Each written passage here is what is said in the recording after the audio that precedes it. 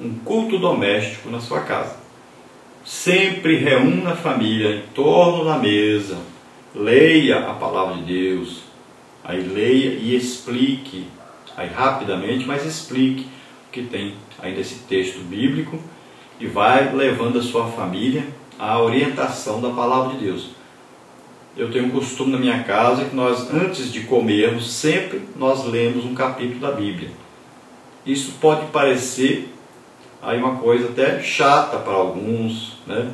Pode parecer aí uma coisa enfadonha, mas é muito importante. Isso pode mudar a sua família, pode mudar a sua casa. Então comece hoje. Eu receito sempre 4 comprimidos ao dia para quem está doente espiritual. Você leia um capítulo da Bíblia de manhã, um capítulo da Bíblia na hora do almoço, um capítulo da Bíblia na hora da janta e um capítulo da Bíblia na hora de dormir.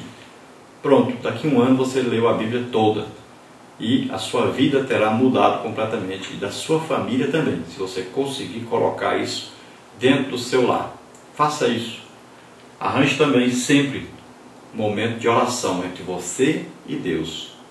Jesus ensinou, entra para dentro do teu quarto, fecha a porta e converse com o papai em secreto. Faça isso na sua casa. Ensine os seus filhos. Ensina a sua esposa, marido. Mulher, ensina seu esposo. Faça isso todo dia.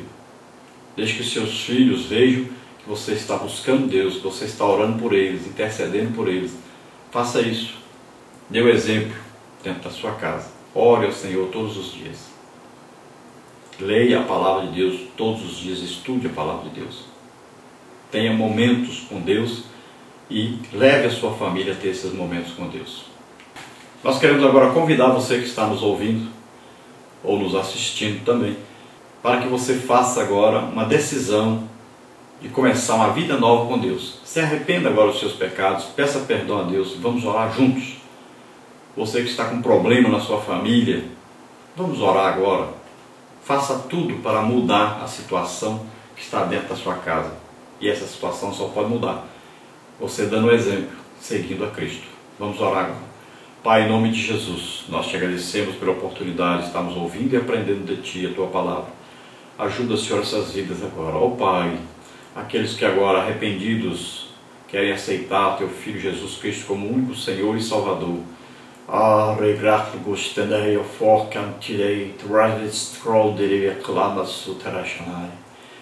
Clama a mim e responder-te-ei. Te direi coisas grandes e firmes que tu não sabes. Ensina a tua família, ensina a tua casa. Ó Pai, em nome de Jesus, recebe agora por filhos esses que se chegam a Ti, escreve os seus nomes no livro da vida. Pai, dá agora, Senhor, a reconciliação àqueles que estão afastados, que agora estão voltando para Ti.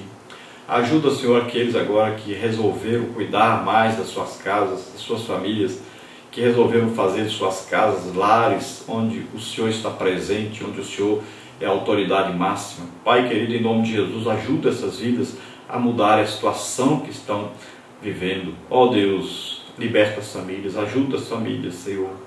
Ajuda, Senhor, os esposos a amarem as suas esposas, as esposas a serem obedientes e submissas a seus maridos. Ensina os filhos, Senhor, a obedecer a seus pais. Ó, ajuda os pais a não irritar os seus filhos. Ó Deus, em nome de Jesus, abençoa, Senhor, dá inteligência, dá sabedoria a esses pais para cuidarem de suas famílias. Em nome de Jesus. Ó Pai, leva agora, Senhor, a cura, libertação a essas vidas. Em nome de Jesus. Eu te agradeço, Pai, por mais essa oportunidade. Em nome de Jesus. Amém. Glória a Deus. Vamos então ver o nosso questionário da nossa primeira lição do segundo trimestre de 2013. Texto áureo aí para completar. E disse o Senhor Deus: não é bom que o homem esteja só. Far-lhe-ei uma adjutora que esteja como diante dele. Gênesis 2:18. Verdade prática agora, segunda pergunta para completar. A família é uma instituição divina. Ela é a base da vida social. Dentro dos comentários da lição, dentro da introdução, número 3 aí. Qual a mais importante instituição criada por Deus para a sociedade? Então, a família. Dentro da primeira parte agora, a família no plano divino. Número 4. Quais os propósitos de Deus ao criar a família? Então Deus criou a família com desígnios sublimes. O Criador não fez o ser humano para viver na solidão. Quando acabou de formar o homem, o Senhor disse: não é bom que o homem esteja só. Far-lhe-ei uma adjutora que esteja como diante dele. Gênesis 2:18. Este texto bíblico nos mostra o primeiro objetivo de Deus ao criar a família.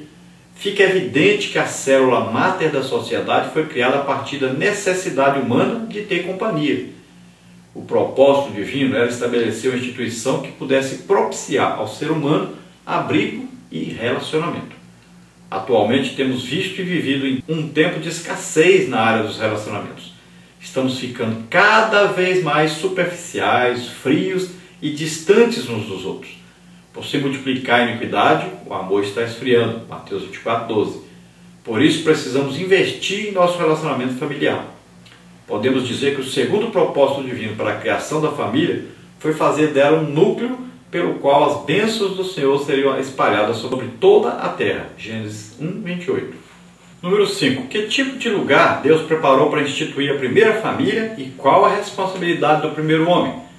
Então, um Deus perfeito preparou um lugar excelente para receber a primeira família. O Jardim do Éden era um local especial de acolhimento, proteção e provisão.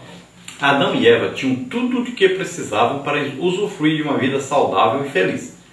Eles desfrutavam da companhia de Deus e nada lhes faltava.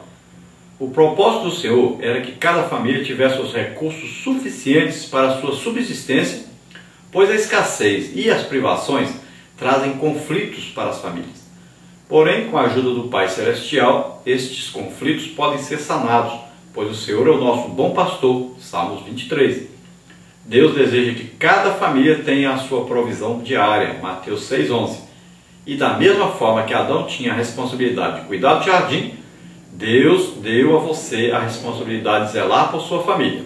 Número 6. Como foi criada a primeira família? Então Deus formou Adão do pó da terra. Gênesis 2:7.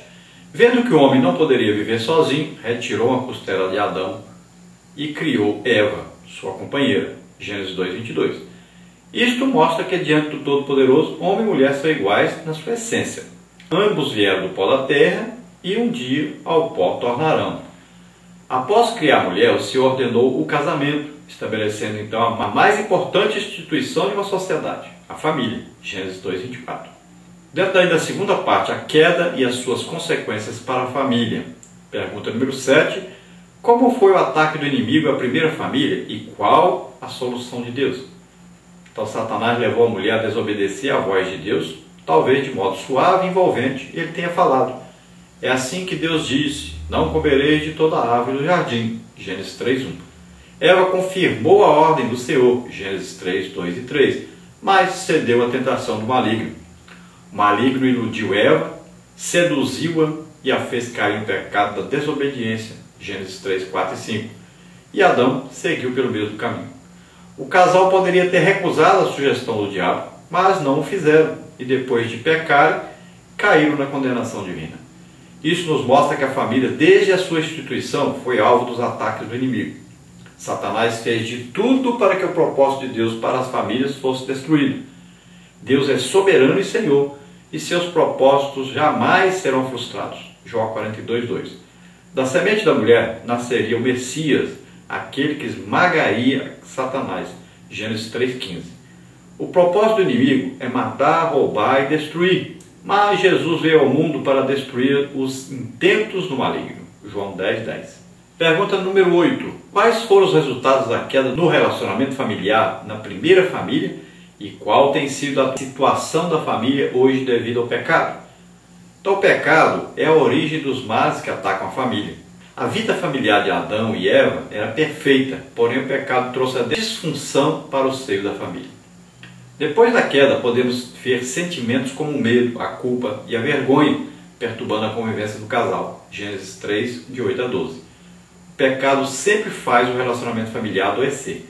Há muitos lares doentes onde a família deixou há muito tempo de ser um local de acolhimento, proteção e cuidado devido aos pecados não confessados e não abandonados. Essas transgressões causam culpa e separam as famílias da comunhão com Deus. Número 9. Qual tem sido a vida familiar depois da queda do primeiro casal? Então, o pecado de um único homem trouxe consequências terríveis para toda a humanidade. Depois da queda, a vida familiar já não seria mais a mesma. A mulher teria filhos com muita dor, Gênesis 3,16, e o seu desejo, ou seja, sua vontade, estaria submetida à vontade do seu marido. Adão deveria comer agora do seu pão diário com dores, pois o trabalho de arar a terra para ter sua subsistência garantida seria bem difícil. Gênesis 3:17. A terra também foi afetada pelo pecado, produzindo espinhos e carros. Gênesis 3:18. A morte física também é uma consequência da transgressão do homem. Gênesis 3:19. Deus ama o pecador, mas não tolera o pecado. Como punição pela desobediência, Adão e Eva foram expulsos do jardim do Éden.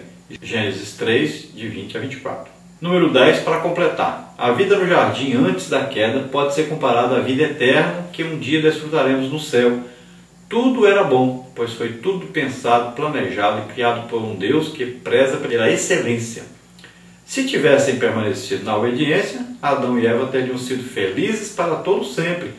Todavia, Jesus Cristo veio ao mundo para resgatar as famílias da maldição do pecado.